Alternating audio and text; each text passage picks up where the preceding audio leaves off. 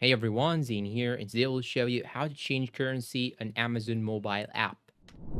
So first you'll have to go and open Amazon mobile app on your phone. Then you should navigate to your profile. At the bottom left side here, you can see this U icon. Once you click on it, here on the top right side, you will find here this flag icon. Click on it. And here it shows you the country, region, language, currency, and so on. Simply, if you want to change the currency, you can change the country first, then go and change the currency. And the currencies that you will find in your dashboard or in your menu are based exactly on what did you choose in the region. So you'll have to change the region in order to change the other currencies. So keep that in mind. And once you finish, you can go back and you're all done. Click on done and all the changes are saved. And that's all for today's video. If you find it helpful, please support us with like, subscribe to the channel, and see you in a new video.